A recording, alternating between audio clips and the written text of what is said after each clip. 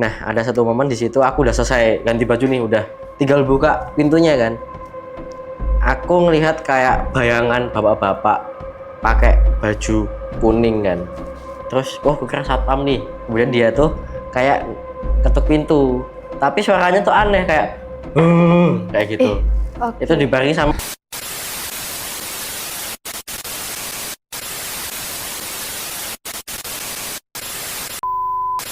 Setiap tempat punya cerita, bahkan hingga sudut kampus pun tidak luput dari cerita yang tak kasat mata. So, selamat datang di penghuni sebelah, di mana kisah tak kasat mata akhirnya menemukan suaranya. Yang pasti, hari ini aku nggak sendiri. Hari ini aku ditemenin sama Mas Ilham. halo. Iya, sebelumnya aku ngucapin terima kasih banyak karena Mas Ilham udah nyemetin buat cerita bareng sama kita hari ini. Nah, yang aku dengar-dengar ini Mas Ilham tuh kan ya anak UNS kan, sama-sama anak UNS dan bakal nyeritain kejadian horor yang mengganggu Mas Ilham selama di kampus. Betul. Tapi dikatakan mengganggu juga enggak sih, aku merasa enggak diganggu. Aku merasanya malah mereka kan berinteraksi gitu ya, karena kita kan hidup berdampingan kayak gitu. Oke, berarti Mas Ilham ini nggak menganggap mereka mengganggu, tapi lebih ke mereka ngajak interaksi. Oke, kalau boleh diceritain gangguan apa yang dialami sama Mas Ilham? Maksudnya interaksi apa yang dialami sama Mas Ilham sendiri? Oh, interaksi yang pernah mereka lakukan ke aku itu ini ya, aku pas mandi di Sekre karena aku kebetulan adalah salah satu mahasiswa yang bisa dibilang penghuni Sekre kan. Itu di Sekre. Di Sekre Gahar Mapa 2. Oke. Karena aku kan juga salah satu anggota di UKM, salah satu UKM di situ, jadi aku lebih sering di situ daripada di kampus sebenarnya. Dan kegiatanku di situ pun lumayan banyak, mulai dari tidur malam, mencuci, mandi kan di situ semua. Oke, berarti emang pernah tidur di situ ya? Pernah, Sering gitu ya? beberapa kali pernah. Oke. Jadi itu diajak interaksinya pas apa? Pas mandi. Waktu itu kan aku jam 10:30 malam karena kegiatan di UKM itu kan sorenya belum mandi, akhirnya sebelum pulang ke rumah aku nyempetin bermandi dulu karena memang aku tiap sore pun sering mandi di situ. Dan sebelumnya biasanya juga nggak ada apa-apa kan. Nah, ada satu momen di situ waktu 10:30 malam karena kami udah selesai dan istirahat di Sekre, akhirnya nyempetin mandi. Dan di situ pun seperti biasa sekre-sekre lain pun udah tutup juga karena udah malam. Biasanya kan mentok jam 9 malam tuh udah pada pulang semua, dan di situ pun aku jam 10:30 masih di situ. Akhirnya aku mandi. Ya sebenarnya kalau mandi kan nggak ada apa-apa ya. Sampai akhirnya aku selesai ganti baju, tiba-tiba tuh ada kayak bapak-bapak gitu dekat ke pintu, karena pintunya kan untuk visualisasinya tuh gini, pintu besi yang atasnya ada ventilasi semacam kaca gitu tapi yang blur kayak gitu. Oh iya, paham. Jadi itu kayak pintu kamar mandi besi yang atasnya ini kan, bukan besi, lebih ke seng. Ya, lebih ke seng. Terus atasnya yang ngeblur itu kan. Ngeblur kayak gitu. Nah, ada satu momen di situ aku udah selesai ganti baju nih, udah tinggal buka pintunya kan. Aku ngelihat kayak bayangan bapak-bapak pakai baju kuning kan. Terus, aku kira satpam nih. Kemudian dia tuh kayak ketuk pintu. Tapi suaranya tuh aneh kayak kayak gitu. Itu dibarengi sama suara sengnya. Anakku spontan aja, oh di Pak Rekin pun rampung. Kan satpam ya waktu itu ya. Akhirnya aku buka, udah gak ada. Dengan jarak sepersekian detik lah waktu itu. Karena aku kan udah rapi ya, udah rapi, tinggal buka pintu. Loh, kok nggak ada. Pas ngedeket tuh ada suara kaki, langkah kaki kan. Tapi tiba-tiba tuh udah gak ada gitu loh. Tapi setelah itu kamu berusaha buat nyari tahu nggak, kayak kamu ke ngikutin kemana, ke arah mana yang perkiraan? Iya, aku ngikutin kan waktu itu. Loh, kok nggak ada bekasnya. Kan pikirku, oh ini satpam nih, udah jam segini, jam 10:30. Akhirnya aku ke Sekre lah. Aku kira teman-teman tuh udah pada beres-beres tuh loh. Kan biasanya kalau satpam keliling tuh yang didatengin duluan kan Sekre-sekre yang masih hidup lampunya kan. Sampai sana aku, loh kok masih tidur semua? Karena kan capek habis kegiatan ya. Kok habis tidur semua? Ya udahlah, aku pikirku, oh paling tadi cuma orang yang mau antar kamar mandi. Tapi di waktu itu lantai 1, 2, 3 tuh Sekre-nya kosong kecuali Sekre yang UKM aku itu. Oke. Berarti kayak sampai sekarang pun juga nggak tahu ya siapa yang ngetok pintu kamar mandi itu? Enggak tahu.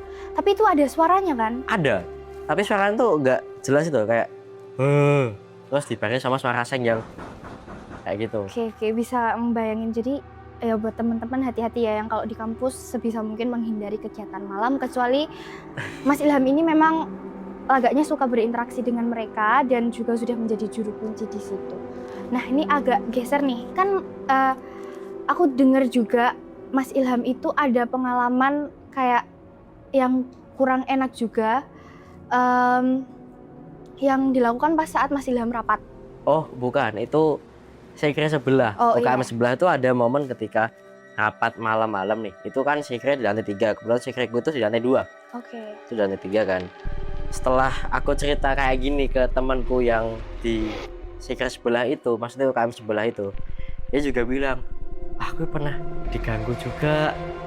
Dan dia ada buktinya. Serius? Jadi itu posisinya di lantai 3 ya. Lantai 3 kan tinggi ya itu. Iya. Tapi di jendela itu ada bekas telapak tangan kayak gini, itu dari luar. Loh? Ada nih, aku ada Oke. salah satu fotonya kok. Tunggu bentar ya. Nah, di sini nih.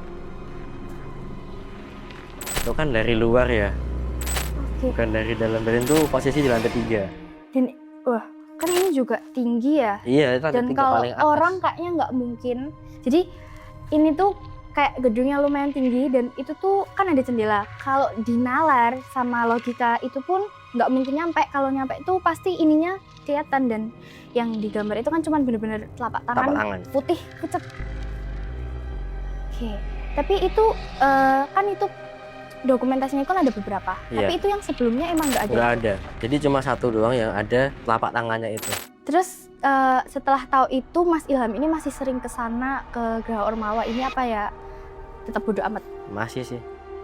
Tapi Masih sering sering takut ke sana. nggak? Maksudnya ada sempat ngerasa takut nggak? Enggak sih, sebenarnya rasa takut tuh di beberapa bulan awal semester karena temanku kebetulan juga ada kejadian kayak gitu. Oke. Jadi itu kejadian di Desember.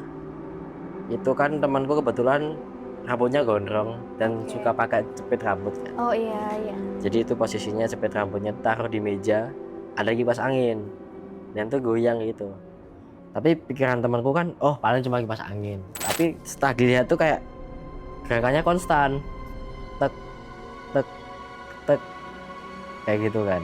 Terus ketika diberhentiin, kalau kena angin kipas angin tuh cuma goyang ini doang, nggak sampai konstan kayak gitu. Sampai yang ini ya. Nah itu kan dia cerita ke aku dan aku pun ya udahlah, udah amat tuh. Sampai akhirnya dia nulis cerita dan diunggah di salah satu Instagram di saluran 11 itu rame lah waktu itu. Nah setelah itu banyak kejadian-kejadian aneh habis itu kayak beruntun gitu loh. Oke, jadi kayak makin terundang ya mereka ini mungkin. Dan kebetulan kejadianku kamar mandi itu tadi itu setelah di pos itu. Oh berarti ya pasti pas kejadian itu juga sempat overthinking ya pasti. Kayak setelah tahu cerita yang itu terus kamu juga mengalami sendiri kan pasti ya sempat takut juga kan? Iya sempat takut juga, tapi karena ya memang aku bisa di situ ya jadi ya udah. Oke. Karena kan kita juga sebenarnya kan hidup berdampingan gitu loh. Siapa tahu kan mereka, karena kebetulan yang temanku itu juga dijuluki juru kunci sekre sama teman-teman karena berkegiatan di situ terus. Mungkin ya mereka yang ada di situ yang nggak kelihatan pun juga penasaran sama kami juga, pengen kenalan lah mungkin. Oke. Kalau dari kami berdua sih anggap gitu sih. Jadi kayak ya udahlah nggak apa-apa gitu. Iya.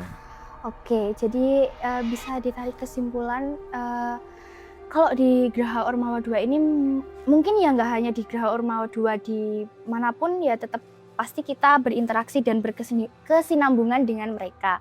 So buat teman-teman tetap jaga sikap dimanapun kalian berada, tetap berdoa apapun yang akan kalian lakukan, kegiatan apapun yang kalian lakukan.